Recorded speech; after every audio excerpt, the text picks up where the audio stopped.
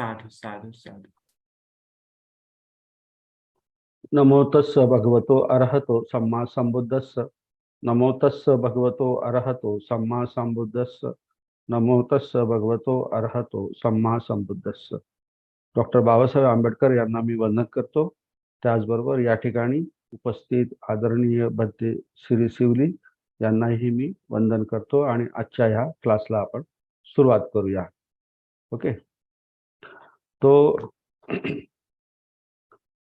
पिछले क्लास में हमने जो भी पढ़ा तो उसका एक 5-10 मिनट में हम थोड़ा रिव्यू करेंगे. तो इसके पहले जो क्लास हुआ उसमें हमने स्वर सीखे, व्यंजन सीखे और व्यंजन के साथ हमने जो निगहित जो है, पाली भाषा में निगहित कैसे बनते हैं, मतलब अनुस्वार का जो शब्द होता है वो कैसे बनता है, तो वो भी हमने सीखा.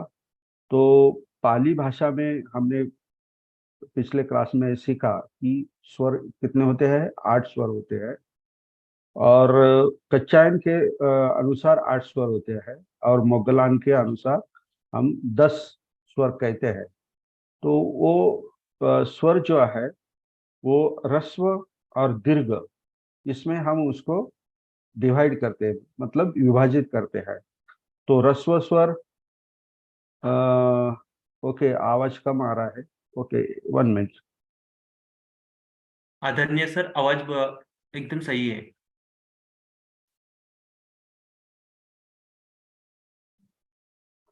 हाँ, आता येतोय जरा व्यवस्थित.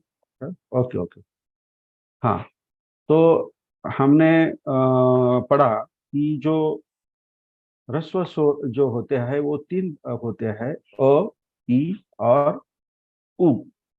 और दीर्घ स्वर होते हैं जो उच्चारण में वो जरा हम उसको खींचते हैं, लंबा खींचते हैं. मतलब कितना खींचना है, तो ह्रस्व स्वर के 2 गुना खींचना है. तो उसे हम ई, उ और आ, ई और उ, ऐसा दीर्घ स्वर होता है. और सजातीय भी हम उसे कहते हैं. 3 हिस्सों में हमने उसको बांटा है. तो ओ आ ये सजातीय वर्ण है और ई और ई ये दूसरा और उ ये तीसरा. तो जो बाकी जो है ए और ओ, ये जो स्वर जो है इसको हम संयुक्त स्वर कहते हैं. इसे क्या कहते हैं हम? संयुक्त. इसका मतलब क्या होता है? कंबाइन. मतलब ये ह्रस्व भी होते हैं और स्वर दीर्घ भी होते हैं, मतलब शॉर्ट भी होते हैं और लॉन्ग भी होते हैं. तो ये कैसे उसका हम उपयोग करें, तो उसका एक नियम है. मतलब कहाँ पे इसको ह्रस्व के हिसाब से हमें उच्चारण करना है और कहाँ पे हमें इसका दीर्घ स्वर में उसका उच्चारण करना है. तो उसका जो नियम जो है, तो वो नियम जो है कि अगर अगर शॉर्ट, अगर हमको वो ह्रस्व में उच्चारण करना है, कब? तो उसके आगे अगर संयुक्त व्यंजन आ जाए, संयुक्त व्यंजन मतलब डबल आ जाए, तो हमें उसका जो स्वर जो है यानी ध्वनि जो है वो शॉर्ट में करना है. और अगर सिंगल कॉन्सोनेंट आ जाए, सिंगल कॉन्सोनेंट मतलब क ख ग ग ग ऐसा ही सिंगल आ जाए, तो उसको हमें लॉन्ग मतलब दीर्घ उच्चारण करना है. मैं ये बात किसकी कर रहा हूँ? ए और ओ की बात कर रहा हूँ. ये दोनों क्या है? संयुक्त स्वर है. मतलब इसका ये ह्रस्व भी होते हैं और दीर्घ भी होते हैं. तो कहाँ पे दीर्घ होते हैं और कहाँ पे ह्रस्व होते हैं? तो जब इसके आगे इसके आगे अगर संयुक्त व्यंजन आ जाए, मतलब डबल आ जाए, मतलब क को क जुड़ा हुआ हो, ख को ख जुड़ा हो या क को ख जुड़ा हो, मतलब संयुक्त अगर डबल व्यंजन आ जाए तो इसको हम शॉर्ट में उच्चारण करते हैं, मतलब ह्रस्व में उच्चारण करते हैं। अगर सिंगल कॉन्सोनेंट आ जाए तो हम उसका दीर्घ मतलब लॉन्ग उच्चारण करते हैं। तो इसके एग्जाम्पल है, मैं ए का एग्जाम्पल देता हूं। तो एक जो है स्वर, वो कैसे ह्रस्व भी इस्तेमाल करते हैं, उसका उपयोग ह्रस्व भी होता है और दीर्घ भी होता है। जैसे कि हम अगर ले मेत्ता शब्द ले, मेत्ता मेत्ता शब्द ले, तो इस मेत्ता शब्द में हम क्या देखते हैं कि म और ए और उसके आगे डबल कंसोनेंट है, मतलब व्यंजन है। तो को तो जोड़ा गया है और आ जोड़ा गया है, मतलब मेत्ता। तो ये ए के आगे डबल कंसोनेंट होने के कारण हमने उसका उच्चारण कैसा किया, एकदम शॉर्ट में किया, मेत्ता शॉर्ट में किया। ये डबल त जो है, ये कंसोनेंट है। ये आने की वजह से हमने यहाँ में जो ए स्वर जो है उसका हमने शॉर्ट में उच्चारण किया, मेत्ता। और दूसरा उदाहरण अगर ले तो खेत, खेत खेत में भी तो को तो जोड़ा गया है, और खे में जो ख प्लस ए जो है खे, तो उसका ए का उच्चारण हम जो है वो शॉर्ट में करते हैं, मतलब ह्रस्व में करते हैं, खेत मेत्त। तो यहाँ पे क्या है, डबल कॉन्सोनेंट आया है ए के आगे, इसलिए हम उसको शॉर्ट में करते हैं। लेकिन और दूसरा उदाहरण जो है, अभी इसको हम लॉन्ग में कैसे उच्चारण करेंगे, लॉन्ग मतलब दीर्घ में।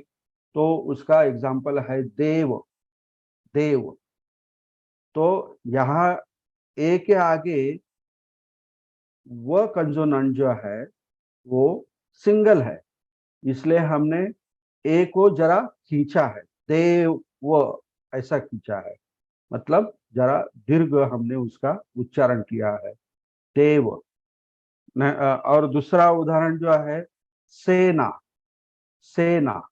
यहाँ पे ना ये सिंगल व्यंजन आया है, इसलिए उसका ए का उच्चारण हमने क्या किया है, दीर्घ किया है। तो इसी तरह ए के बारे में हमने ह्रस्व और दीर्घ उच्चारण कैसे करना है, कब करना है, हमने सीखा। तो डबल अगर कंसोनेंट आ जाए ए के आगे तो उसको शॉर्ट में उच्चारण करना है, और अगर ए के आगे सिंगल कॉन्सोनेंट मतलब व्यंजन आ जाए तो उसको लॉन्ग खींचना है, लॉन्ग उसका उच्चारण करना है। ये ए के बारे में हो गया। और वैसे ही ओ जो है, ओ स्वर जो है, यही नियम उसको भी लगता है। तो उसके भी आगे अगर ओ के आगे डबल कॉन्सोनेंट आ जाए तो वो हमें शॉर्ट में उसका उच्चारण करना है, ओ।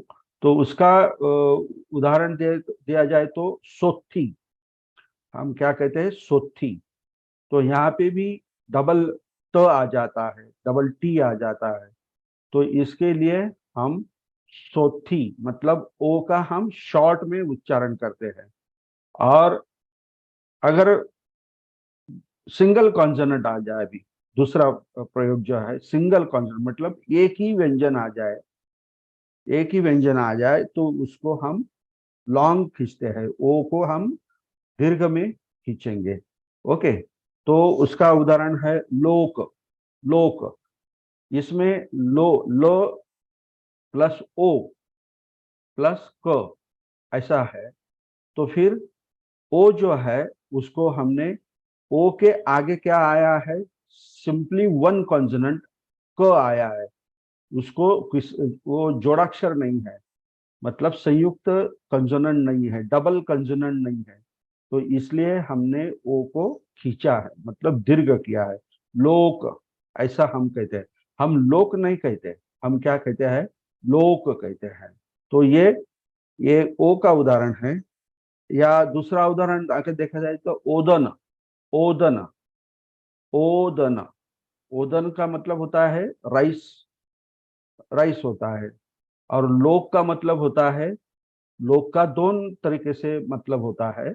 उसका मीनिंग, लोक का मतलब होता है ये अपना पीपल का हम कहते हैं, जनता, प्रजा, उसे भी लोग कहते हैं। लेकिन साधना के क्षेत्र में इस लोक को क्या कहते हैं, जहाँ पे हमारा मन विचरण करता है शरीर में, वो क्या है, लोक है। और ये दूसरा मीनिंग है। और तीसरा मीनिंग अगर हमने देखा लोक का, तो लोक का मीनिंग होता है ये एग्जिस्टेंस के बारे में, मतलब एग्जिस्टेंस मुझे मतलब planes, living planes, existence of living, मतलब क्या कहते हैं उसको, एग्जिस्टेंस मतलब अस्तित्व जो होता है हमारे ये पूरे विश्व में। भगवान बुद्ध ने पूरे विश्व में 31 एग्जिस्टेंस बताया है, मतलब 31 प्लेन्स ऑफ लोक बताए हैं। तो इसमें से ये लोक का मीनिंग और अर्थ ये भी होता है। तो लोक और ओदन, इसमें हम ओ का क्या करते हैं, उच्चार कैसे करते हैं, जरा दीर्घ में करते हैं, लॉन्ग में करते हैं। तो इसी तरह हमने अभी पूरे स्वर जो है, मतलब अ से लेकर ओ तक, हमने पूरा इसका विवरण देखा है। कैसे देखा है, ओ आ ई उ ऊ, ए और ओ। और ए और ओ जो है ये संयुक्त स्वर है।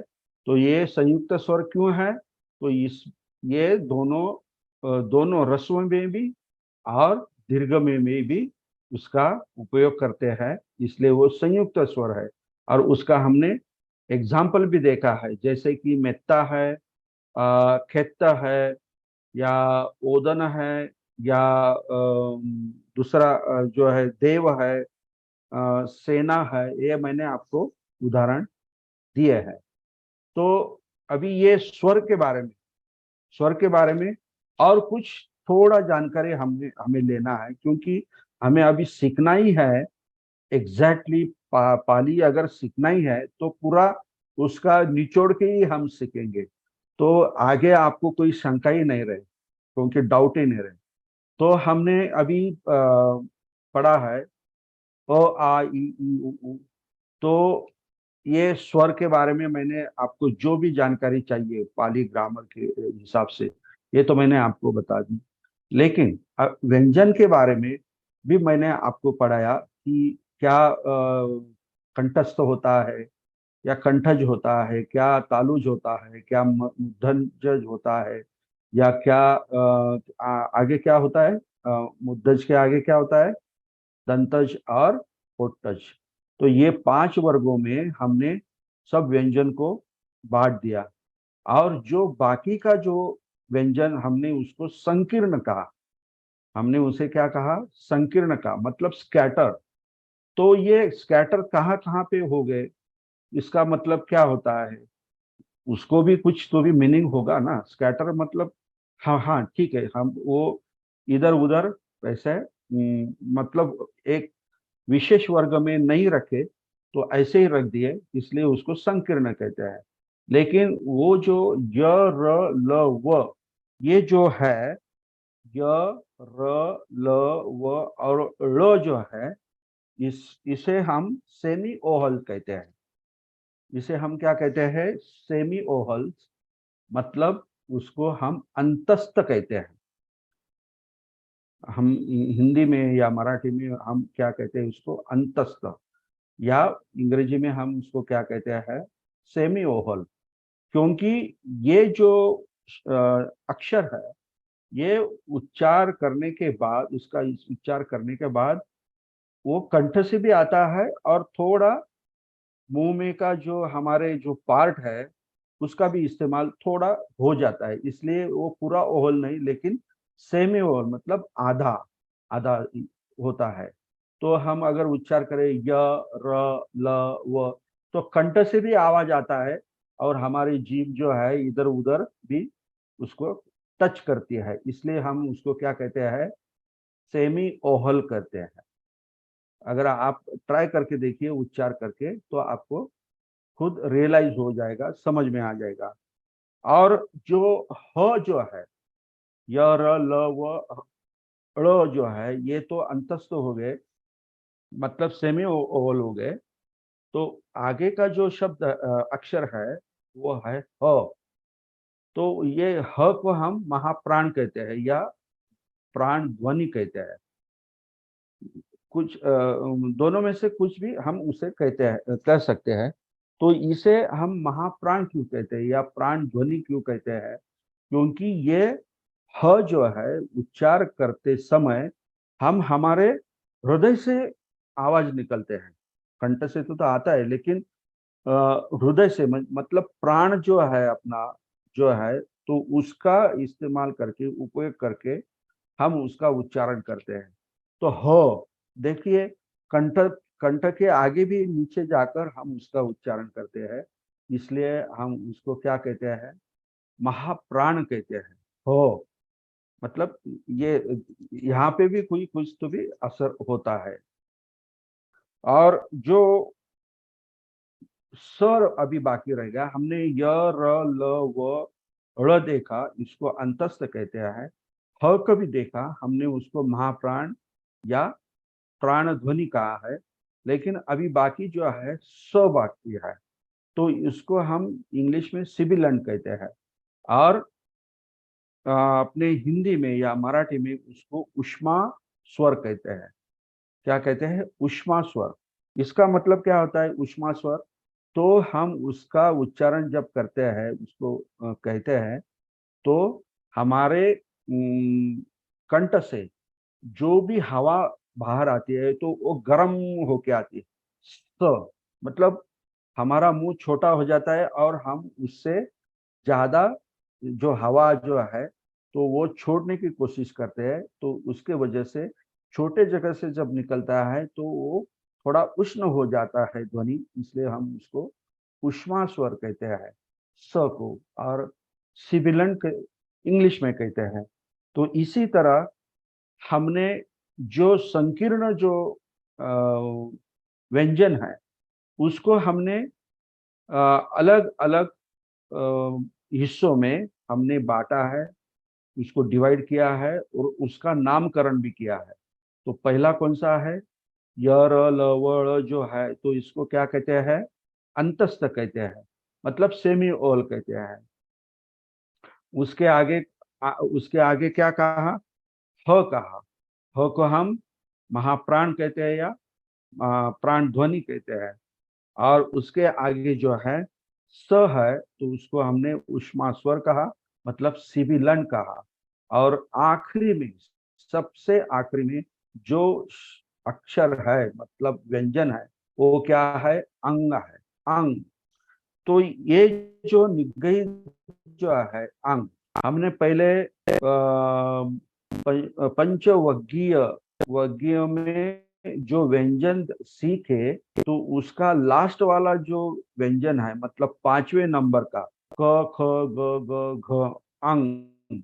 और न, न्य, न, म और न, ये जो है हम उसको निगहित कहते हैं। लेकिन ये संकीर्ण में भी एक निगहित है, उसको हम क्या कहते हैं? अंग।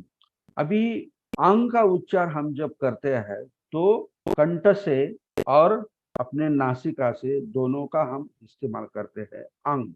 लेकिन क वर्ग का जो निगहित है, तो वो अंग है, अंग। तो उसमें हम नासिका का ज्यादा से ज्यादा उपयोग करते हैं, मतलब इस्तेमाल करते हैं। तो ये दोनों में इसका जो फर्क है, डिफरेंस जो है, तो वो बहुत ही सूक्ष्म है, लेकिन है थोड़ा सा हम कहे तो वो है। तो इसी तरह ये अंग जो है, ये निगहित है। तो फिर ये अंग जो है, तो ये कहाँ पे हम इस्तेमाल करते हैं?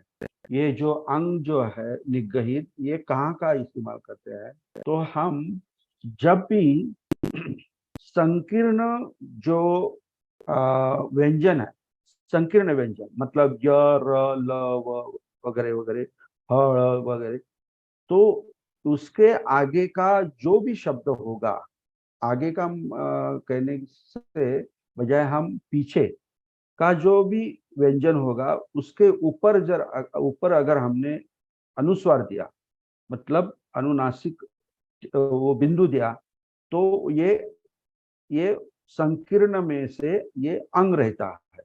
मतलब संसरति, अगर मैंने शब्द दिया संसरति, हाँ, तो ये संसरति जो निगई जो है, तो स के ऊपर क्या है, बिंदु है। ये बिंदु यहाँ पे क्यों आया?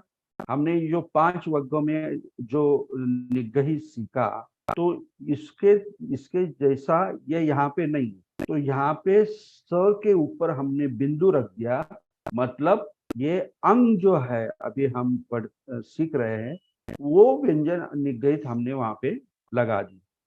संसरण दूसरा शब्द है, तो अभी यहाँ पे र है, स के आगे र है, इसलिए हमने अंग लगा दिया। पंचवर्गीय जो वर्ग है, तो उसमें का जो व्यंजन है यहाँ पे नहीं है। य जो है कहाँ पे है, अपना सॉरी, ये संस, ये कहाँ से है, संस, स कहाँ से है, संकीर्ण से है, इसलिए हमने अंग उसको बिंदु रख दिया, अनुनासिक कर दिया। दूसरा उदाहरण अगर ले तो संयम, संयम, तो ये संयम हम कैसे करते हैं, यहाँ पे यह है, तो ये संकीर्ण में से आता है, तो इसीलिए स पे हमने अंग निगहित लगा दी। तो इसी तरह ये पूरा निगहित का जो कुछ पोर्शन है, ये बहुत ही महत्वपूर्ण है पाली सीखने के लिए और समझने के लिए, और विशेषता ये लिखने के लिए बहुत ही महत्वपूर्ण है। हम पाली पाली के ढंग से ही लिखना चाहिए हमें। हम पाली को मराठी में या हिंदी के जैसे नहीं लिख सकते, तो उसको उसके नियम के अनुसार ही हमको पाली को लिखना है। तो इसी तरह मैंने आज जो आपको पहले जो क्लास हुआ उसमें का थोड़ा पार्ट लिया, और आगे हमने जो पार्ट बाकी था, तो वो हमने आज पूरा किया। मतलब संकीर्ण का जो पार्ट बाकी था, हिस्सा बाकी था, तो आज हमने वो पूरा किया है। और ए और ओ जो स्वर जो है, वो हम संयुक्त स्वर कहते हैं, तो उसका भी विस्तार से हमने उसको स्पष्टीकरण किया है और उसके उदाहरण भी दिए हैं। तो इसी तरह ये स्वर और व्यंजन निगहित, संयुक्त, वगैरह वगैरह जो कुछ भी है, इसको हमने आपको पढ़ाया है। तो इसके बारे में किसी के मन में अगर कोई शंका हो, डाउट हो, या समझा नहीं हो, तो आप मुझे पूछ सकते हैं, ताकि मैं आगे जाकर ये दूसरा जो पोर्शन है, मतलब जो हिंदी या संस्कृत में जो शब्द आते हैं, तो वो पाली में आने के बाद वो कैसे हो जाते हैं, चेंज हो जाते हैं, तो ये हमको अभी सीखना है। ये हमको सीखना है ताकि हमें ज्यादा से ज्यादा डिक्शनरी का उपयोग नहीं करना। ये अगर हम नियम सीख गए, संस्कृत में से पाली में जब शब्द आते हैं तो उसका परिवर्तन कैसा होता है, ये अगर नियम हमने सीख लिए, तो हमें डिक्शनरी का ज्यादा उपयोग करना नहीं पड़ता। तो हम अगला पार्ट वही लेंगे। तो किसी को अगर कुछ शंका हो, तो हाथ वो ऊपर उठाए और पूछ ले, ताकि हम मैं आगे बढ़ सकूं। ओके।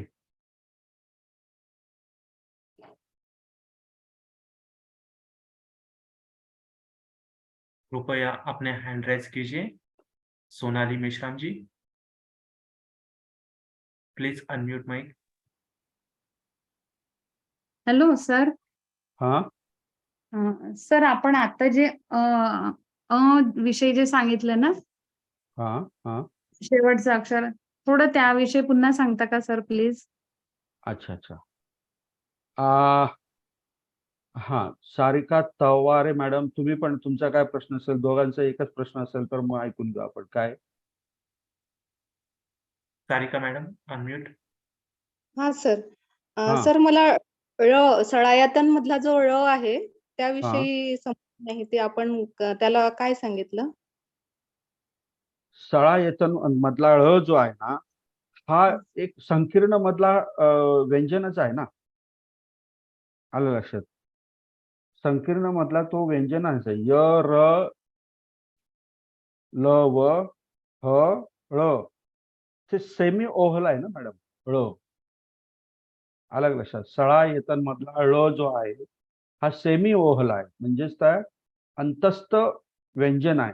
आपला अंतस्थ सेमी ओहल त्याला आपण म्हणतो. तर त्याच्यामध्ये त्याचा उदाहरण म्हणजे सळायतन. हा ळ कुठे वापरला जातो मागे पण, सॉरी मी मराठीतून बोलायला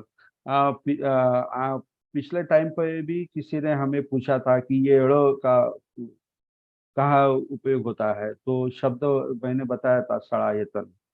तो सड़ायतन में जो ड़ जो है ये सेमी ओहल है, ओके, और उसका शब्द जो है सड़ायतन। और सारिका तवारे मैडम ने पूछा है, क्या पूछा था वो सारिका तवारे ने? अंक के बारे में पूछा था। Hello, Sarika ma'am. हा सर, आवाज येतोय का माझा? जी हो येतो येतो, हाँ हाँ हा सर, ते ड हा शब्द म्हणजे जसं असं उष्म स्वर आहे, महाप्राण किंवा महाध्वनी आहे, हाँ तसं अंतस्थ मध्येच येणार, तो स्पेशल काही त्याला आहे का? म्हणजे त्याला स्पेशल असं डेफिनेशन दिली आहे का त्याची? ळची हा नाही, अंतस्थ स्वराचा डेफिनेशन तशी ळची काही तर मला अजून सापडले नाही, परंतु त्याला सेमी ओहल किंवा अंतस्थ असं म्हणतात ळला. म्हणजे यला पण, रला पण, लला पण आणि व आणि ळ हे एकाच ग्रुपमध्ये ते दिलेले आहेत, थोडक्यात सांगायचं म्हणजे. हा चालेल सर, धन्यवाद. हा हा ओके. सुनीता जी। जय भीम सर. हा बोला. मला ते अंग बद्दलच विचारायचं होतं सर. हा अंग जो आहे हा संकीर्ण व्यंजन मध्येच येतो का मग? ऑफकोर्स ऑफकोर्स ऑफकोर्स संकीर्ण मध्येच हा येतो. हा. आणि सर आपण मराठीमध्ये सडाळतन लिहायचं असलं तर बाळाचा य लिहितो ना? कोणचा य लिहितो? काय लिहितो आपण? सळायतनच लिहितो ना आपण. तर हा पालीमध्ये मग याला बाळवट करतो आपण. पाली जर करायचं असलं आपल्याला सर, तर नाही सडाळतन. नाही नाही नाही, पालीमध्ये सळायतनच म्हणतो आपण. अच्छा, तर हा त्याला तो हा बाळाचा य ना आपण की बाळाचा य लावायचा? बायाचा या म्हणजे मला नाही कळत काय या, य. म्हणजे य लावायचा असं. हा हा हा, ते म्हणत आहे सर मी. य कुठे लावायचा? म्हणजे सडाळतन हा जो शब्द आपण घेतलेला आहे हा हा त्याला तो म्हणजे यज्ञयच लावायचा का तिथे बाळाचा ळ नाही येत का, हे मला माहित आहे सर. बाळाचा ळ लावायचा ना त्याला, सळायतन. अच्छा. हा हा हा हा, बाळामधला ळ जो आहे ना तो आपण जोडतो, हा. सळायतन. हा असं. अच्छा, ठीक आहे sir, thank you. Okay. Alka ji. जयवीन sir. हा बोला मॅडम. सर मग हे नळ, मळ, ओहोळ हे शब्द मग कशात येतात? न, म, न्य, अंग हे सुद्धा निगडित आहेत. आलं लक्षात? हे सुद्धा हा. निगडित आहेत, परंतु ते ज्या वर्गामध्ये आहेत ना त्या वर्गाला जर तुम्हाला अनुस्वार जर असेल त्याचा, तर तो जर ट्रान्सफर करायचा असेल तर त्यावेळेस हे अंग, नंतर न्य, नंतर न, नंतर म आणि न हे जे निगडित ते आपल्याला त्या ठिकाणी वापरायचे असतात. मागच्या क्लासमध्ये मी ते करून दाखवले सगळे. म्हणजे आणि मग हा ओहोळ हा शब्द येतो तसाच, ओ पण आला, हो पण आला आणि ळ पण आला, मग हा कशात येणार? ओहळ. ओहोळ. हा, ओढा म्हणतो आपण ज्याला ते.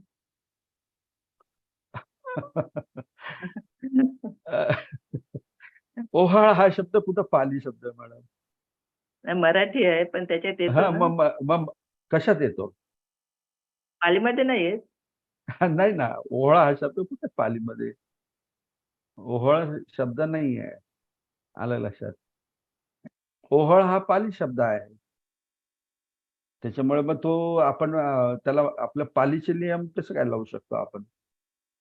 हा, पण म्हणजे मराठीत आहे तसाच पालीमध्ये लिहिता येईल का वेगळा? नाही नाही नाही नाही, ओहळला पालीमध्ये वेगळा शब्द असेल काहीतरी. आलं लक्षात? बघा. हा, तर तो तुम्ही डिक्शनरीमध्ये शोधा वाटलास तर, किंवा वेळ असेल तर ओहळला इंग्रजीमध्ये काय म्हणतात? हा? तो शब्द शोधा आणि डिक्शनरीमध्ये बघा. आता मलाही आठवत नाही. ओहळ म्हणजे छोटा झरा म्हणतो ना आपण त्याला, हा, नाही का? नाही, हा, जरा हा. वेगळा. ओहोळ जरा म्हणजे वेगळं का? पावसाळ्यात वगैरे वाहतात वगैरे. हा हा हा, ओहळ हा मराठी शब्द आहे. तो पालीमध्ये त्याचं काही हे संबंध नाही. ओके. हा, थँक्यू. ओके. नेक्स्ट. वंदना कुमारजी. सर तुमचा आवाज नाही येत आहे. आवाज आवाज येत नाही? नाही, आवाज एकदम कमी क्लिअर आहे झालाय. मॅडम. हा, एकदम कमी झालाय. कमी? मी तर फुल आवाज करून ठेवलेला आहे इकडे. पूर्ण आवाज वाढवून ठेवलेला आहे माझ्याकडचा. आत्ताच कमी झालाय. पहिले छान होता. हो का? आता बहुतेक माझा माईक. वंदना मॅडम, तुम्ही रिजॉईन करा, कारण आवाज दुबईपर्यंत अगदी क्लिअर येतोय.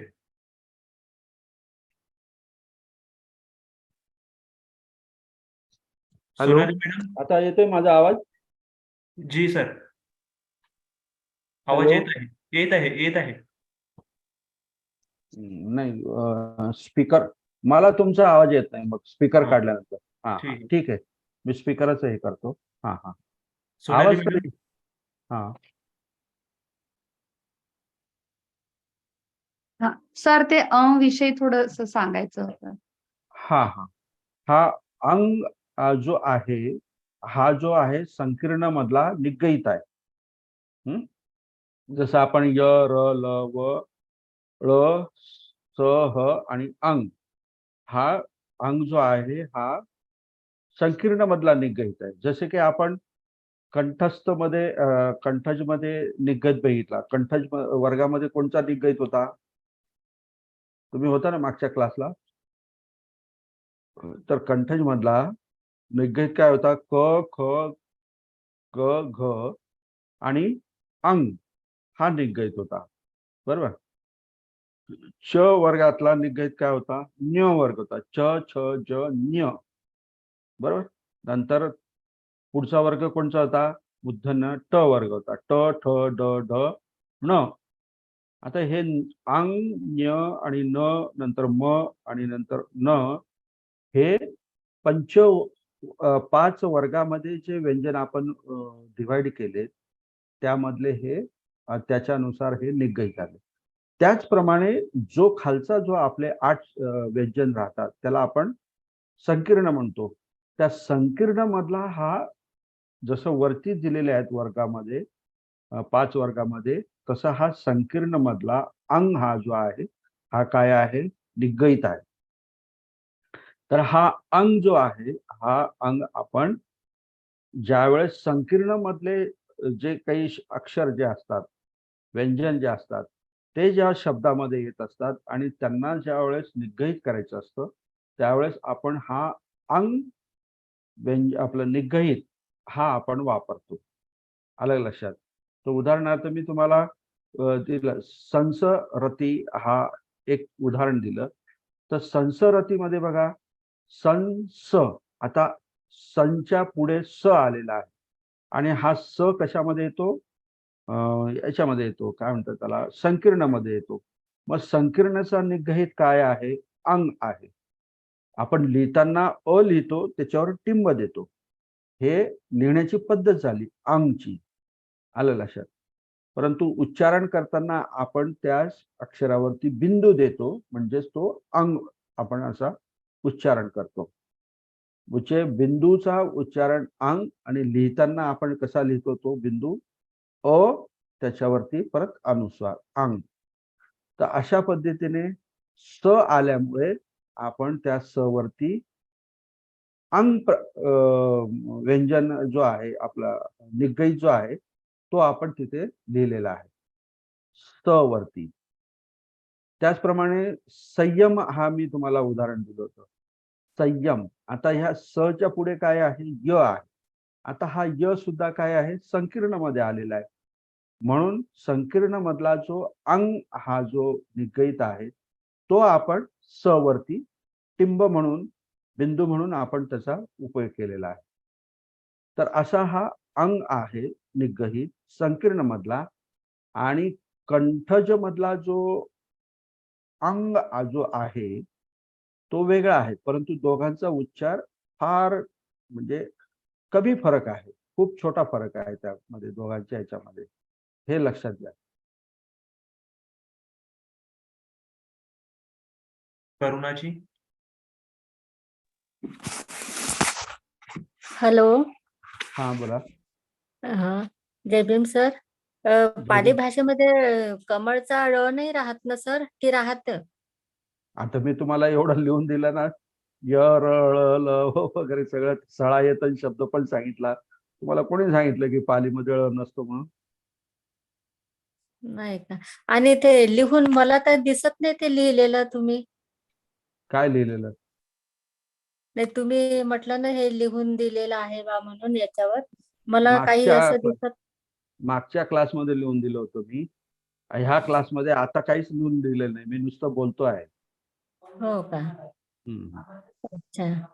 चला. ठीक आहे. माधुरी जी, प्लीज अनम्यूट माइक. हा आता शेवटचा प्रश्न. हा बोला माधुरी मॅडम बोला. Hello, good afternoon sir. हा. थोडक्यातच बोलते. आता हा. बघा क वर्गातला ञ, अंग, य, न, क वर्गामध्ये म,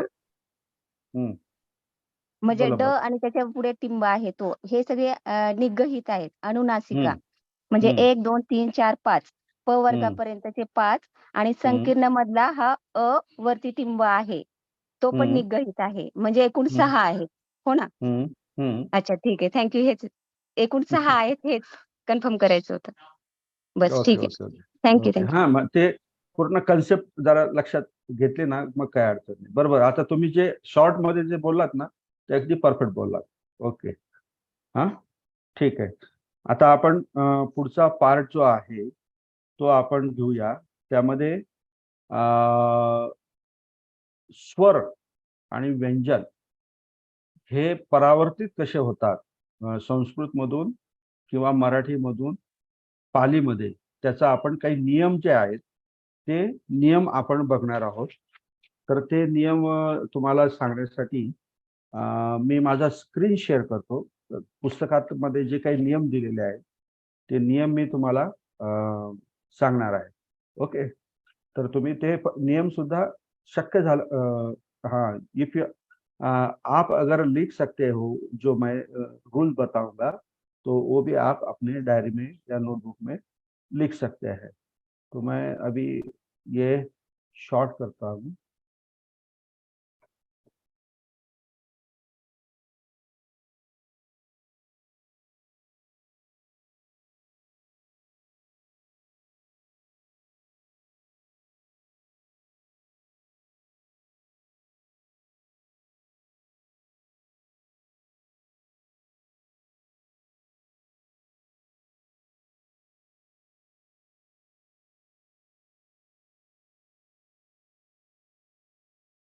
स्क्रीन शेयर करता हूँ.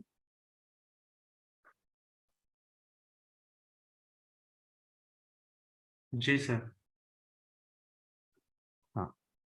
आपके मोबाइल पर या लैपटॉप पर कंप्यूटर पर कुछ दिख रहा है आपको? शेयर हो रहा है क्या? जी जी. हाँ.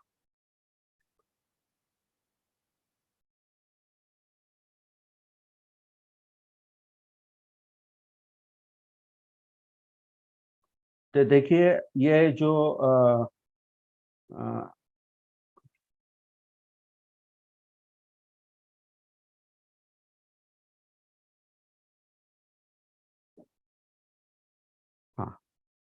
ये जो मैंने आपको बताया अभी पहले, तो ये कंठज, तालुज, मूर्धज, दंतज और पुट्टज, ये अभी ये इसमें ये हिंदी में दिया है, तो ये क व ग च व ग वगैरह दिया है। और इसमें अगर व्यंजन में और दो प्रकार किए गए हैं, तो एक कठोर और एक मृदु। मतलब उच्चार करने के वक्त हम उसका उच्चार कैसे करते हैं, तो क ख, तो उसको उच्चार करते वक्त हम जरा जोर देते हैं, मतलब कठोर हो जाते हैं, हमारा ध्वनि जो होता है कठोर हो जाता है। लेकिन ग और घ उच्चार करते वक्त हमारा ध्वनि क्या हो जाता है, मृदु हो जाता है। वैसे ही छ छ, तो जरा हमें जरा ज्यादा कष्ट लेना पड़ता है उच्चार करने में, तो इसलिए उसको कठोर बोलते हैं। और उसी वर्ग में ज और झ ये मृदु है, मतलब हम सौम्य, मतलब धीरे से उसका उच्चार करते हैं। वैसे ही ट ठ ये कठोर है, ड ढ ये मृदु है, त थ ये कठोर है, द ध ये मृदु है, प फ ये कठोर है, और ब भ ये मृदु है। और ये अनुनासिक तो हमने सीख लिए हैं। तो ये इसी तरह ये मैंने आपको सिखाया है। ये अंत अंत अंतः यर ल व हळ, उष्मा स्वर स, प्राण ध्वनि ह और निगयी अंग। तो अभी हम जो सीखने जा रहे हैं, तो स्वर परिवर्तन के नियम, क्या स्वर परिवर्तन के नियम हम सीखेंगे। तो पाली में क्या या अपने संस्कृत में जो भी शब्द आए हुए हैं, तो वो पाली में कैसे आया है या नहीं आया है, या उसमें क्या बदल हो जाता है। तो देखिए, पहला जो नियम जो है वो, हाँ, पहला जो नियम है, तो पाली में Pooja has raise hand, what is problem? Hello, please unmute पूजा।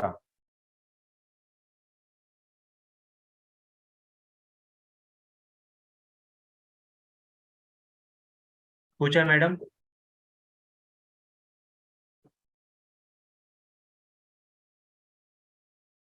हाँ, जल्दी बोलिए मैडम।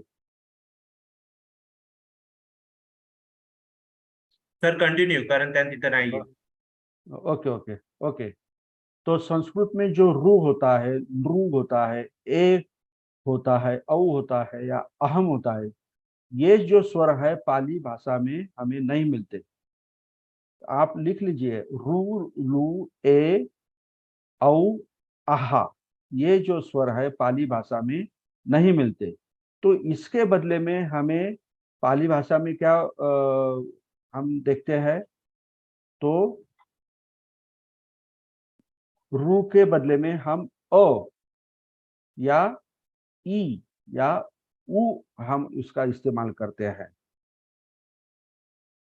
क्या क्या करते हैं, अ का या ई का या उ का इस्तेमाल करते हैं। मतलब देखिए, अभी रू का यहाँ पे अ हो गया, मतलब हम अगर कृषि शब्द ले, तो कृषि शब्द का जो क्रू जो है, मतलब हाँ, रू जो है, ये उसका लोप हो जाता है, मतलब वो नहीं रहता, तो वो क्रू का सिर्फ क रह जाता है, तो वो क हो गया। और श पाली में नहीं है, शाहमृग का, तो श के बदले में, उसके बदले में हम स का उपयोग करते हैं। तो ये बदलाव करने के बाद कृषि शब्द का पाली में कसी शब्द हो जाता है। ओके। दूसरा उदाहरण जो है घृत, तो घृत का जो रू जो है, ये नीचे वाला जो ऐसा जो दिया है ना, आधा चंद्र, तो ये उसको रू कहते हैं, तो वो उसका लोप हो जाता है, सिर्फ क्या रहता है, घ रह जाता है, और घृत का घत हो जाता है। वैसे ही मृत का मत हो जाता है, श्रृंखला का संखला हो जाता है। तो कसी, घत, मत, संखला, ये जो शब्द है ये पाली में है, और ये कृषि, घृत, मृत और श्रृंखला ये शब्द संस्कृत या मराठी में होते हैं। तो इसी तरह रू का ई भी हो जाता है कभी कभी। तो क्रू का यहाँ पे देखिए, क्रू भी का किमी हो गया, मतलब ये रू निकाल दिया, उसका लोप हो गया, और ये क को क्या जोड़ दिया, ई जोड़ दिया। ई जोड़ दिया, क प्लस ई, तो क्या होता है, की होता है। और आगे कौन सा है, मी, की मी। लेकिन ये जो मी का रस्व का यहाँ पे क्या हो गया, दीर्घ हो गया। ये बदलाव जो है, ये जो चेंजेस है, हमें जरा ध्यान में रखना चाहिए। तो कृमि का किमी हो गया, ऋण का ईण हो गया, मतलब रू यहाँ का जो है वो उसका लोप हो गया, तो मतलब वो निकाल दिया गया। तो उसके बदले में हमने ई को वहां पे डाला, तो इसका मतलब ऋण का ईण हो गया। श्रृंग का सिंह हो गया, मतलब श्र जो है, श और श्र पाली में नहीं होते हैं, तो उसके बदले में हम स का इस्तेमाल करते, उपयोग करते हैं, तो वो सिंह हो गया। तृण का तीर्ण हो गया, हम ई लगा रहे हैं ना, तो इसलिए तीर्णंग हो गया। ओके, वैसे ही रु का उ हो जाता है, तो ऋतु का क्या होता है, उतु हो जाता है। ऋषभ का क्या होता है, उसब हो जाता है। मृदु का क्या होता है, मुदु हो जाता है। वृषा का मतलब मूसा हो जाता है। तो ऐसे ये पाली भाषा में आने के वक्त जो शब्द आते हैं संस्कृत या मराठी में, तो उसका ये नियम से उसको उस शब्द में बदलाव आता है या चेंजेस होते हैं। तो ये जो है, अभी हमने अ के बारे में, ई के बारे में और उ के बारे में हमने यहाँ पे देखा। तो और ये लृ शब्द जो है वो पाली और सॉरी मराठी और संस्कृत में हम उसको देखते हैं, लेकिन पाली में ये लृ शब्द कहीं नहीं होता, मतलब उसका अस्तित्व ही नहीं है पाली भाषा में, तो इसका कोई सवाल ही नहीं आता चेंज का। दूसरा स्वर जो है ए का, इसे आई कहते हैं या ए कहते हैं, तो ए हो जाता है पाली में। अगर शब्द में आई जो आ जाए स्वर, तो उसका ए हो जाता है। जैसे कि संस्कृत में तैल कहते हैं, तो पाली में आते वक्त ये शब्द क्या हो जाता है, तेल हो जाता है। मतलब ये आई का यहाँ ए हो गया। ये यहाँ पे देखिए, अगर आप देखें तो ओके, ऐरावत का क्या होगा, ऐरावत का क्या होगा, ऐरावत। शैल का क्या होगा, सेल हो गया। वैशाख का वैसाख हो गया, वैसाख पूर्णिमा, ऐसा हम कहते हैं ना, तो ऐसे। तो आई का ए हो जाता है। वैसे ही आई का ई भी हो जाता है, मतलब ऐश्वर्य का हम कैसा पाली में कैसा हो जाता है, ये आई का ई हो गया, ये ई डाल दिया, यहाँ हमने चेंज कर लिया, तो ये ई हो गया ए का। और ये जो श है, तो उसका क्या हो गया, स हो गया। अभी ये डबल स कैसे हो गया, हम आगे उसको देखेंगे। एक मिनट,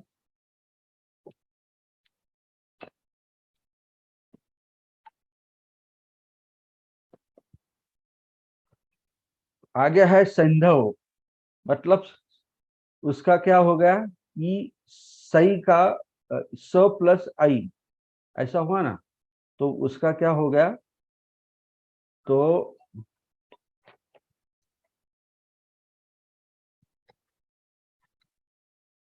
हॅलो मॅडम, माझा क्लास चालू आहे, तर मी तुम्हाला 6 वाजेनंतर फोन करतो. मी बिझी आहे, क्लासमध्ये लेक्चर चालू आहे माझं. ओके. तो उसका सिंध वी हो गया। वैभव का क्या हुआ, विभव हो गया। तो ऐसा औ का ओ हो जाता है, औषध का औषध हो जाता है। ये औ के बदले में ओ आ गया, औषध। गौतम हम मराठी में कहते हैं, तो पाली में क्या कहते हैं, गौतम। और पौर को क्या कहते हैं पाली में, पौर। जैसे कि हम महापौर कहते हैं ना मराठी में, सिटी का जो प्रमुख रहता है महापौर, तो पाली में उसको महापौर कहते हैं। औदारिक मतलब ओदरिक। ये जो ऐसे जो चेंजेस है, बदलाव जो है, ये नियम हमें याद रखना है। ये स्वर के नियम है। औ का अ भी हो जाता है, औ का उ भी हो जाता है। तो ये अगर अ हो गया सौम्य का तो क्या होता है, सम्य सम्म हो जाता है। औ का आ गौरव गारव, पाली में क्या होता है, गारव। और औ का उ होता है मोत्तिकं मुत्तिकं। औधत्व उद्धत्व और औस्तुक्यं उत्सुकं। तो ये जो सब जो है ये स्वर के परिवर्तन के नियम है। संस्कृत में, संस्कृत से पाली में आने के वक्त ये स्वर के नियम है। वैसे ही हम व्यंजन के परिवर्तन के भी नियम यहाँ पे दिए हुए हैं। तो पाली पाली में श और ये श और श नहीं होता है, उसका उपयोग नहीं करते हैं। तो उसके बदले में हम क्या करते हैं स का उपयोग करते हैं, स का। ये एक नियम है। तो नीचे उदाहरण दिया है, श स का स हो जाता है। शेष को हम पाली में शेष कहते हैं, शेष। आकाश को हम पाली में आकाश कहते हैं। मतलब ये जो श जो है ये उसका इस्तेमाल नहीं होता है।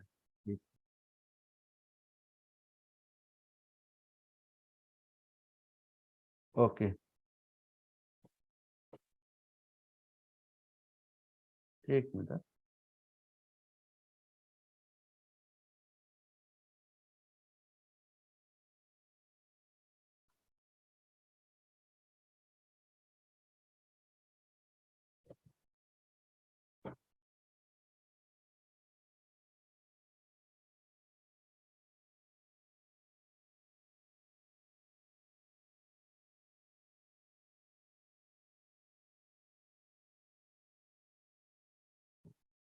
ओके ठीक है, वो नहीं होता है।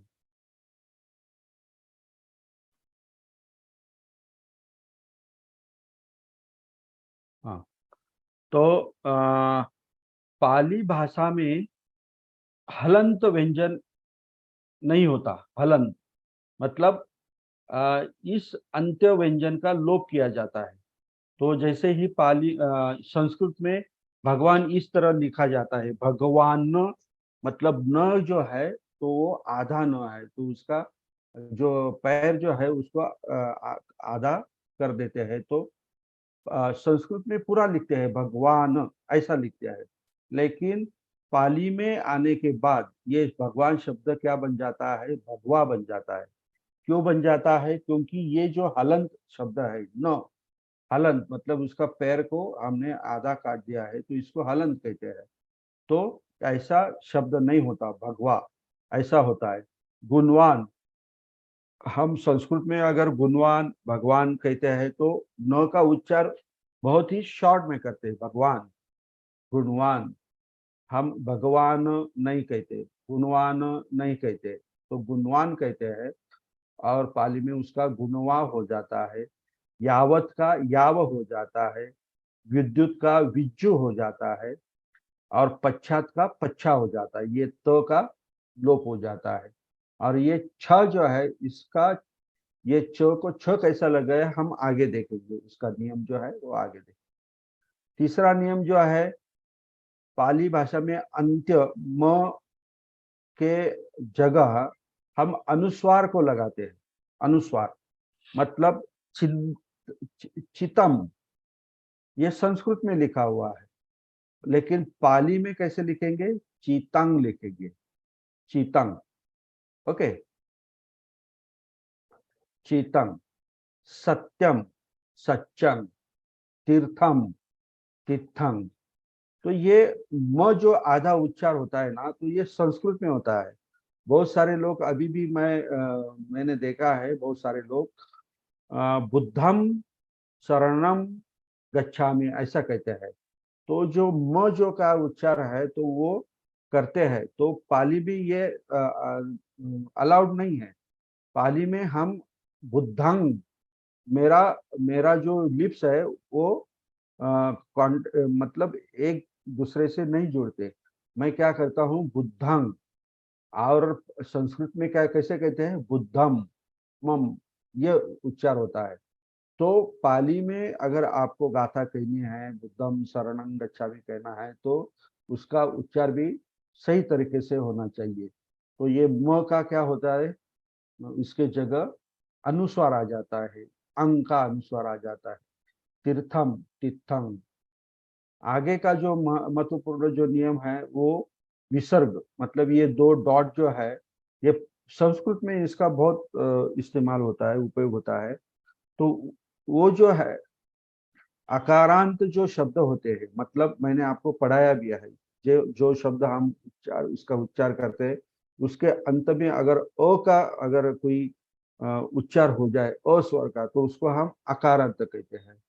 तो ये अकारांत शब्द के आगे अगर ये ऐसे दो टिम्ब, इसको विसर्ग कहते हैं, वो हो तो उसका लोप हो जाता है और उसके जगह ओ का आगम होता है। ओ का आगम होता है मतलब ओ वहां पे लगाए थे, मतलब बुद्ध प्लस ओ, उसको बुद्धो कहते हैं। कहा, ये दो विसर्ग, ये दो टिम्ब निकाल दिए, मतलब विसर्ग निकाल दिया और उसके जगह ओ जोड़ दिया, तो उसका क्या होगा, को हो गया। एशहा मतलब एसो, ये श जो है उसका विसर्ग निकाल दिया, उसको ओ लगा दिया, और श का जो है हमने पहला ही नियम देखा, श के जगह हम क्या देखते हैं, स लगाते हैं। ये तो यहाँ पे श के जगह स लगा दिया, ये विसर्ग निकाल के ओ लगा दिया, तो वो शब्द क्या हो गया, एसो हो गया। तो इसी तरह ये जो नियम जो है व्यंजन परिवर्तन के, ये भी बहुत महत्वपूर्ण है। तो अगर पांचवा जो नियम है, अगर वो विसर्ग जो है उसके आगे अगर स न्य श होंगे होंगे तो उसके स्थान पर हम स लगाते हैं, उसके स्थान पर हम स का आगम हो जाता है। जैसे ही देखिए ये विसर्ग है दू, दूहा, हाँ, तो ये विसर्ग निकाल दिया हमने, लेकिन ये विसर्ग के आगे स है या श, यहाँ श है, तो ये स के जगह पे क्या होता है, स लगा देते हैं। तो यहाँ ये विसर्ग निकाल दिया, तो यहाँ पे स लगा दिया, मतलब दो स हो गए, तो एक को दूसरा जोड़ दिया, तो क्या हो गया, दुस्सह हो गया। ये यहाँ का रफार जो है वो निकाल दिया, तो उसके जगह स लगा दिया, तो श का तो हम श करते हैं, यहाँ पे देखिए श के बजाय हम स लेते हैं, तो यहाँ पे भी दो स हो गया, तो एक दूसरे को उनको जोड़ दिया, तो वो निशोक हो गया। तो इसी तरह ये भी नियम जो है वो भी अच्छी तरह से ध्यान में रखना है। और ये जो है पाली भाषा में रफार नहीं होते, तो उसका ये जो उदाहरण दिया है, ब्राह्मण, बामन, ब्रह्म, ब्रह्मा, तो ये मुझे थोड़ा उस पर डाउट है, क्योंकि ब्राह्मण शब्द पाली में भी है, बामन नहीं है। ब्रह्म शब्द पाली में भी है, ब्रह्मा नहीं है। तो यहाँ पे ये इन्होंने कैसे डाल दिया, ये मुझे पता नहीं। अभी ये हम उसका अध्ययन नहीं करेंगे, ये थोड़ा गलत लग रहा है मेरे हिसाब से, तो वो छोड़ दे देंगे। लेकिन अभी देखिए रफा, कर्ण, ये शब्द क्या है, कर्ण। तो ये रफार जो है, मतलब ये ऊपर उसके आधा चंद्र वाला जैसे दिया है कर्ण, तो ये वो निकाल देते हैं, और जिसके ऊपर ये रफार होता है उसको डबल कर देते हैं, उस वर्ण को क्या करते हैं, डबल कर देते, मतलब न का और एक न, उसको आधा न जोड़ देते, तो वो क्या हो जाता है, पाली में कर्ण हो जाता है। कर्ण, कर्ण का क्या हो जाता है, कर्ण हो जाता है। पर्ण का क्या हो जाता है, पर्ण हो जाता है। कर्म का क्या हो जाता है, कम हो जाता है, मतलब ये जो रफार है वो निकाल दिया तो डबल म हो गया। चक्र का क्या हो जाता है, चक्क हो जाता है। हम कहते हैं ना धम्म चक्क पवत्तन, तो ये चक्र का ये नियम जो है रफार का, तो उसके हिसाब से ये चक्र का चक्क हो गया। ओके, चर्म का क्या हो गया, चम्म हो गया। धर्म का क्या हो गया, धम्म हो गया। और धर्म का क्या मतलब होता है, अगर वो देखे आप, धर्म, धर्म ये पाली संस्कृत में धर्म कहते हैं, मतलब म का जो है ना वो थोड़ा उसको आधा कर दिया जाता है। तो इस धर्म में मूल शब्द जो है, मूल शब्द जो है वो धर है, और धर का मतलब होता है धारण करना। धर का मतलब होता है धारण करना।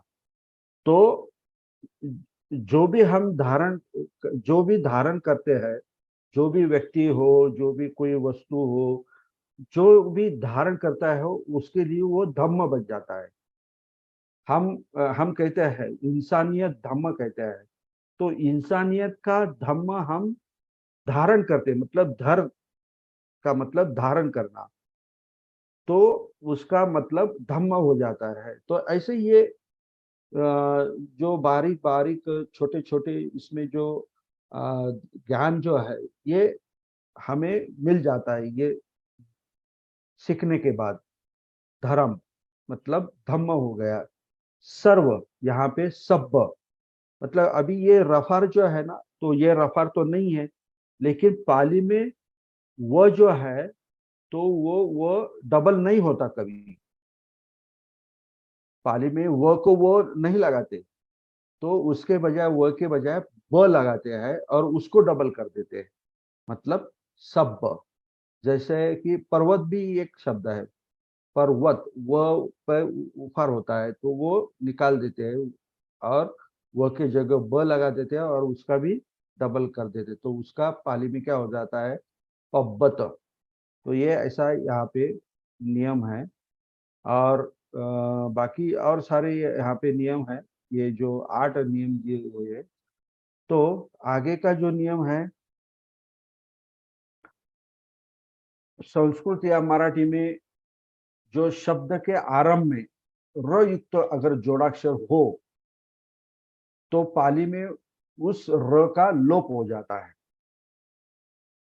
अगर शब्द के पहले संयुक्त मतलब जोड़ाक्षर में अगर र हो तो उस र का क्या हो जाता है, लोप हो जाता है। और उसके आगे का जो वर्ण है उसका डबल नहीं होता, मतलब द्वित्व नहीं होता। जैसे कि हमने यहाँ पे देखा कर्ण का कर्ण दिखा, ये न को न लगा, इसको द्वित्व बोलते हैं या डबल बोलते हैं। वैसे इस नियम में नहीं होता।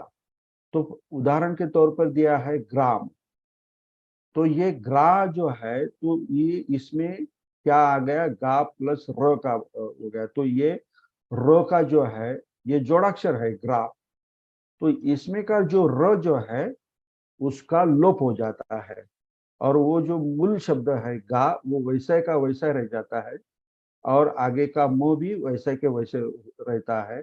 इसका डबल नहीं होता, द्वित्व नहीं होता। तो ग्राम का पाली में क्या हो जाता है, गाम हो जाता है। प्रजा का प्रजा हो जाता है, मतलब प्र का जो है र उसका लोप हो जाता है और वैसे ही मूल अक्षर जो है प वैसे ही उसको लिखा जाता है। ग्रंथ का वैसा ही है, ग्रंथ। प्रिय का पीय, प्रकार का पकार, मतलब र का क्या हो जाता है, लोप हो जाता है। और इसके आगे रिय के बदले में रिय हो जाता है। और ये जो है तो उसका दीर्घ स्वर ह्रस्व हो जाता है। तो यहाँ देखिए भारिया, संस्कृत में क्या हम कहते हैं, भारिया। तो यहाँ पे जो रफार जो है वो तो उसके बदले में क्या होगा, रिय होगा। ओके, तो यहाँ पे और उसके पीछे दीर्घ स्वर का ह्रस्व हो जाता है, मतलब अभी ये भा जो है ये क्या है, दीर्घ है, तो दीर्घ स्वर का क्या होता है, ह्रस्व होता है। तो ये भा का क्या हो गया, भ हो गया, और ये रफार का क्या हो गया, रिय हो गया, तो ये भरिया। तो ये अ जो है उसको जोड़ दिया है, रिय को अ भी जोड़ दिया है, मतलब भरिया। सूर्य का क्या हो गया, सूर्य। यहाँ पे देखिए सु जो है दीर्घ है, लेकिन पाली में आने के बाद वो सु का दीर्घ का ह्रस्व हो गया। ये देखिए यहाँ पे आर्य का अर्य हो गया, कदर्य का कदर्य हो गया।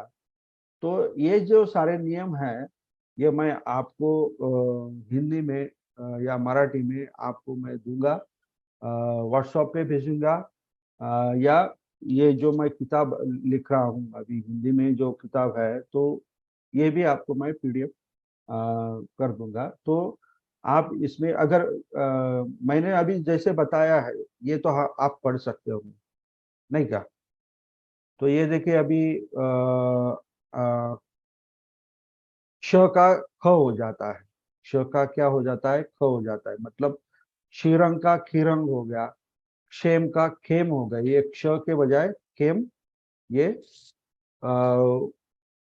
खेम हो गया। तो इसी तरह ये स्वर परिवर्तन और व्यंजन परिवर्तन, ये जो नियम है, ये अगर आप अच्छी तरह से इसका अध्ययन करें तो पाली पढ़ते वक्त, पाली भाषा पढ़ते वक्त आपको शब्द का अर्थ समझने में, मीनिंग समझने में कोई कठिनाई नहीं होगी। आप अच्छी तरह से वो समझ सकते हैं कि ये यहाँ पे चक्र लिखा है तो ये चक्र ही होगा, यहाँ पे कम्म लिखा है तो ये कर्म ही होगा। तो कम्म अगर हम देखें, डिक्शनरी में जाएंगे फिर उसको देखेंगे, तो ये जो हमारा जो काम आगे बढ़ता है तो वो नहीं बढ़ेगा। तो इसी तरह ये स्वर का और व्यंजन का परिवर्तन जो है हमने सीखा है। और सबसे महत्वपूर्ण ये जो जोड़ाक्षर जो है, जोड़ाक्षर मतलब दो अक्षर एक दूसरे को जोड़े हुए हैं, उसको हम जोड़ाक्षर कहते हैं। तो वो जोड़ाक्षर जो है वो अगर पाली में आते हैं तो उसके बदले में पाली में क्या लगाते हैं, कौन सा अक्षर लगाते हैं, उसमें क्या चेंजेस होते हैं, तो ये भी एक टेबल यहाँ पे दिया हुआ है, मतलब चार्ट दिया हुआ है। तो इसी नियम के अनुसार शब्द को बनाया जाता है। तो पहले हम लेते हैं त्यों को लेते हैं। ये थोड़ा बहुत ही डीप स्टडी है, लेकिन मैं आपको ये देना चाहता हूँ और समझाना चाहता हूँ। जिसको भी बहुत ही अच्छी तरह से पाली सीखना है, बड़ी लगन से सीखना है, और उन्होंने अगर अधिष्ठान किया है कि मैं पाली सीखूंगा ही, तो उनके लिए ये सब जो मैं कह रहा हूँ ये बहुत उसको लाभ होगा। अगर किसी को अगर समझ में नहीं आए या ये बहुत भारी लग रहा हो कि ये इतने सारे नियम कौन याद रखेगा और कौन इसको पढ़ेगा, तो उनके लिए पाली लिखना समझना थोड़ा कठिन हो जाएगा। लेकिन उस जिद जो है, अगर आप में जिद है पाली सीखने की, तो ये आपके लिए कठिन नहीं है, ये आसान है। आपको बार बार ये सब दोहराना है, पढ़ना है, समझना है और प्रैक्टिस करना है। सबसे ज्यादा प्रैक्टिस करना है। जब तक आप प्रैक्टिस नहीं करेंगे तब तक पाली आपको नहीं आएगी, पाली लैंग्वेज आपको नहीं समझेगी।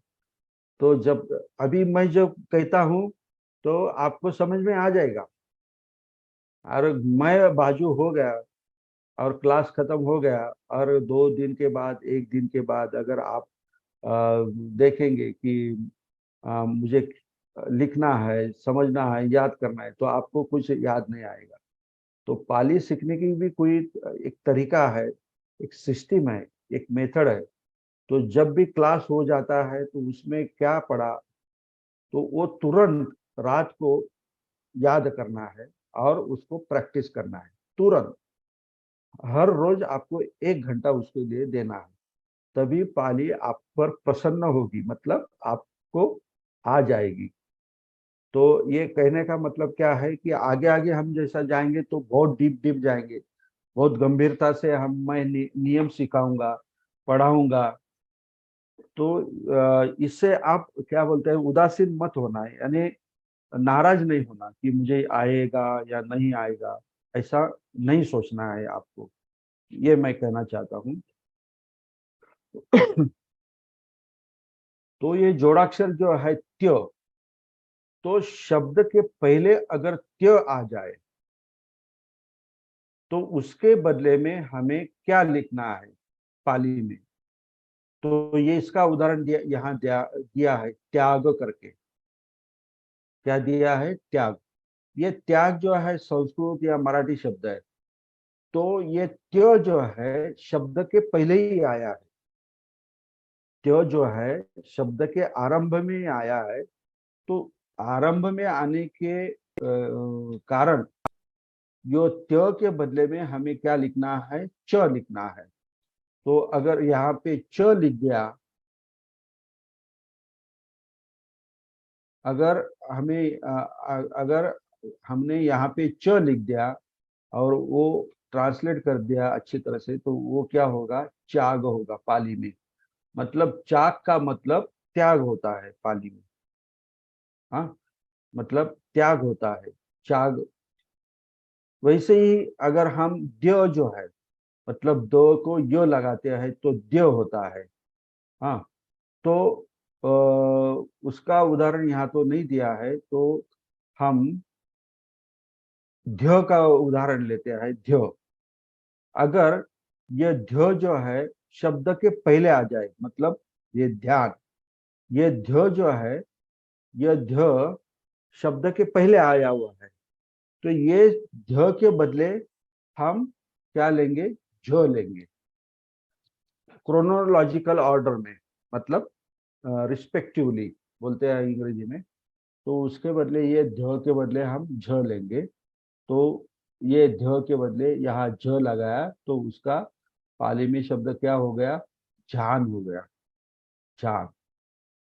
तो इसी तरह ये त्यो, ये भ्य शब्द जो है, ये भी मुझे थोड़ा डाउटफुल लग रहा है, ये भ्य शब्द यहाँ पे, क्योंकि इसका उदाहरण नहीं दिया है।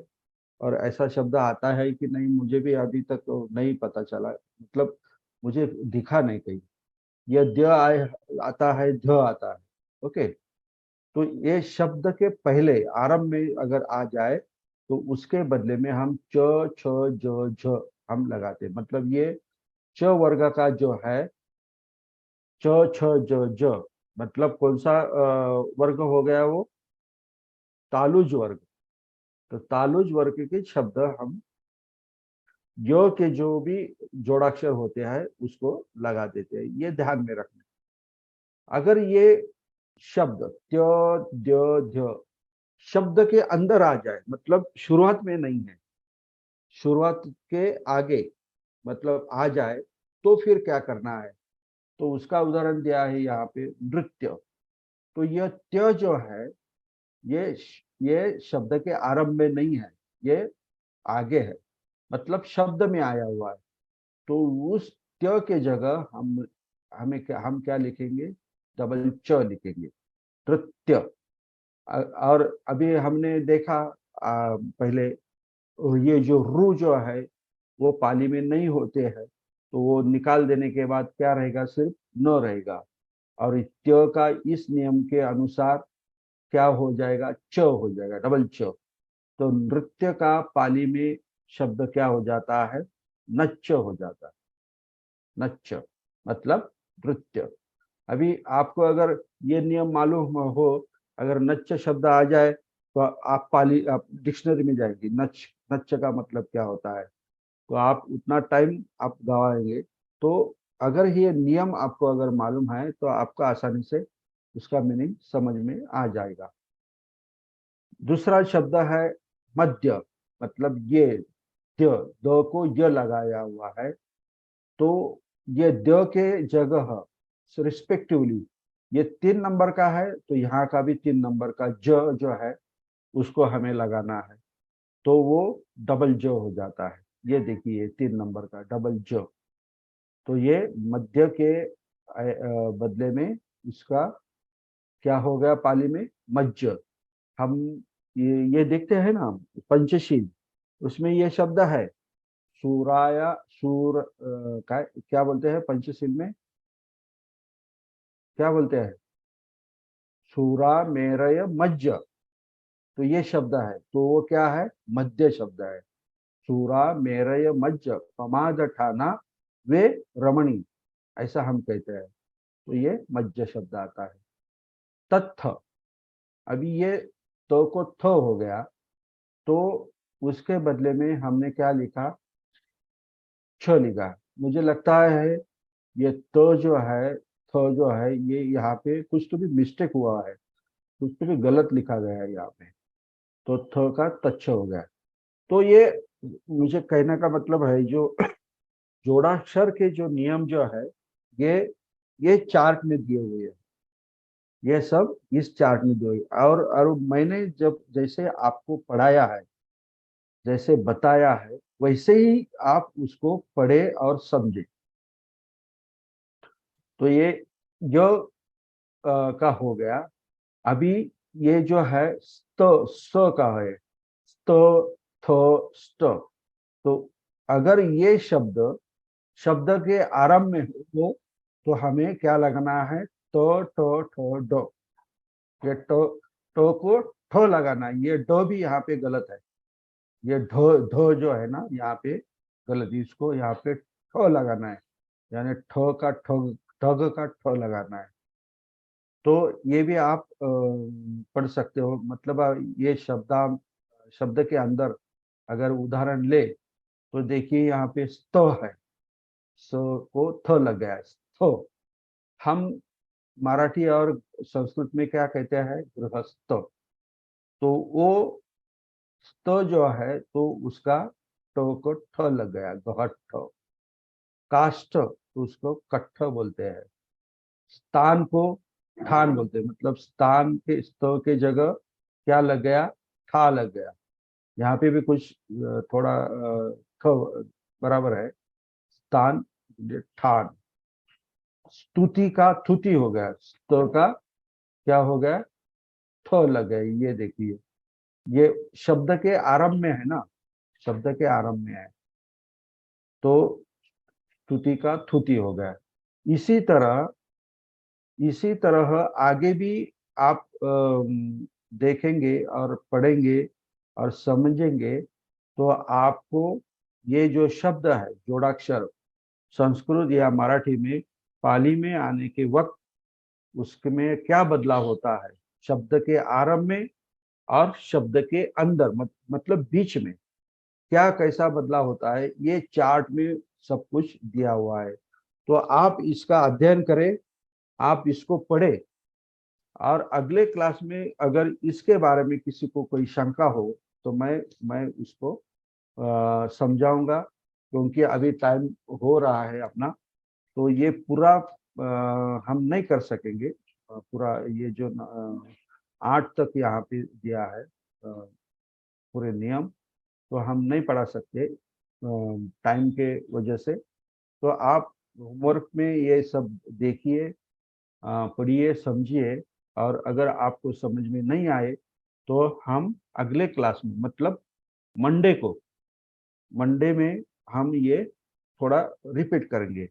और मंडे में हम अभी अगले मंडे में बहुत ही महत्वपूर्ण जो पोर्शन है, क्रियापद।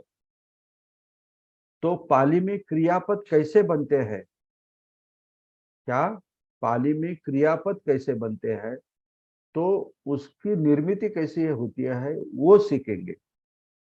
अगर वो क्रियापद बनाना आपको अगर आ गया तो डिक्शनरी की कोई जरूरत नहीं है आपको लेने की। अगर पाली में जो मूल शब्द है, धातु बोलते हैं, अगर वो आप याद कर ले, सब उसका रिसाइटेशन कर ले, मुखतगत कर ले, तो उसके मूल शब्द से क्रियापद कैसे बनते हैं। मतलब अभी देखिए पच शब्द है, तो पचती ये शब्द हो गया, नहीं तो भुंज शब्द है, तो ये न्य क्यों जोड़ा गया? ये ऐसे अलग अलग जो क्रियापद जो है, तो उसके 8 या 9 हिस्से है, भाग है, तो उसमें क्या क्या जोड़ना है, कैसे जोड़ना है, ये बहुत ही इंटरेस्टिंग है। पाली में अगर आप क्रियापद बनाना सीख गए तो समझो कि आप दौड़ने लगे पाली में। तो सोमवार को मैं ये पढ़ाऊंगा, तो सबको यहाँ पे क्लास को हाजिर रहना है और समझना है और अच्छी तरह से पढ़ाई भी करनी है। तो आज हम ये यहाँ पे ही खत्म करेंगे अपना क्लास, यहाँ पे ही समाप्त कर देंगे। तो अगर किसी को कोई डाउट हो, शंका हो, तो पूछिए, लेकिन जो मैंने पढ़ाया है उसको दोहराने की फिर से कोशिश मत करिए। अगर उसमें डाउट हो तो आप पूछ सकते हो। ओके। साधु साधु साधु। सर स्क्रीन शेअरिंग बंद केली तर बरं होईल. Okay okay, yes. भगवान जी, आप प्लीज अनम्यूट कीजिए.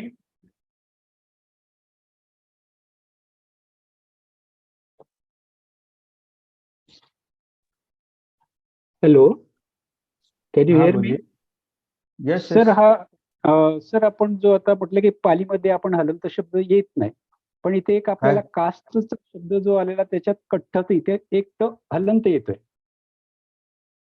नाही नाही नाही, पालीमध्ये हलंत नाही करत आपण, साधंच मग तो लिहितो आपण. शब्द तसा तला लिहिलेला आहे ट. सर त्याच्यात खाली. तर खाली कुठे? त्याला हलंत दिलेला आहे. कुठे? आपला जोडाक्षराच्या पाली शब्दातील दुसरा जो भाग आहे अनुक्रमांक सेकंड मध्ये स्थ आणि कष्ट अस्त मधला, स्थ मधला. नाही, आता मी जे दाखवलं त्यामध्ये ना. हा, त्यामध्ये आणि जेवढं ठीक आहे. गृहस्थच्या ठिकाणी गृहट्ट बरोबर आलेला आहे. कास्तच्या ठिकाणी कठ्ठच्या ठिकाणी मला वाटतं खाली काहीतरी हलंत आलेलं दिसलं. पालीमध्ये? हा, पालीमध्ये? हो. हा, नाही ते चुकीचं आहे. ते चुकीचं, मी करेक्ट करून घेतो. हा, तो बरं का, करेक्ट. ह्या पुस्तकांमध्ये, बऱ्याचशा पुस्तकांमध्ये थोडं प्रिंटिंग मिस्टेक आलेले आहेत. आता बघा, ते भिह जो आहे ना, तो पण मला थोडासा डाऊटफुल वाटतो. त्याचं उदाहरण दिलेलंच नाही मध्ये. त्याचं उदाहरण सर थँक्यू सर. सर माझा एक छोटासा प्रश्न सर, हे जे आपले 5 वग्ग दिलेले आहेत, क च ट त प, याचे निग्रहित पण दिलेले आहेत. पण हा च वग्गामध्ये जेव्हा जातो आम्ही, तेव्हा च वग्गाचा निग्रहित ज्ञ असतो, ज्ञ इ वाला. तर काय होतं, आपण जेव्हा पहिल्याचं तुम्ही उदाहरण दिलं होतं सर, तर हा प शब्द येतो 5व्या वग्गामध्ये, प वग्गामध्ये. पण मग याचं निग्रहित ही दुसऱ्याचं म्हणजे च वग्गाचं का लागतं, त्याला काय नियम आहे, हे जरा थोडस सर एखादं म्हणजे नेक्स्ट टाइमला तरी सांगितलं तरी बरं होईल. नाही, आता हा जो नियम इथे नाही लागत होत. पन्या हा काही निग्रहित नाही ना साहेब. हा, पण हा शब्द काय अलग लक्षात. पन्या हा निग्रहित नाहीये. हा इथे, एक मिनिट, आता मी ते शेअर केलेलं जर समजा, तर ज्ञ जो असतो ना, ज्ञचा पालीमध्ये येताना ज्ञ होतो, हा नियम आहे. त्या नियमानुसार तो पन्या झालेला. आलं लक्षात. तो तुम्ही जो म्हणतायत ना, जो च वर्गातला निग्रहित वगैरे, तो नियम इथे नाही लागत. त्याचा काही संबंध नाही. न्यचा न्य होतो पालीमध्ये, त्या नियमानुसार तो पन्या झालेला आहे. ओके, मला असं वाटलं की हा निग्रहित आहे, हा च वग्गातला आहे, तर मग हा च वग्गातल्यासाठी हा लागायला पाहिजे होता, तर प चा हा कसा लागतो पहिला? नाही नाही नाही, तुमचं रॉंग जम्पशन झालेलं आहे.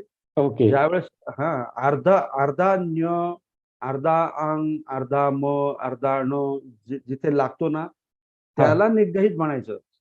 आलं लक्षात. अच्छा, इथे कुठे अर्धा काहीच नाही ना, पन्यामध्ये कुठे अर्धा काही, कोणताच वर्ण नाहीये. आलं लक्षात. ओके ओके ओके, ठीक आहे. नेक्स्ट. हॅलो सर, हा सर माझा प्रश्न फक्त एवढाच होता की जे आपण ते 5 वर्गातील आहे ना कंठज तालुज आणि ते आहे ना तर त्याच्या संकीर्ण मधलं थोडा तो टेबल चार्ट जो आहे ना तो सर शेअर कराल ना प्लीज.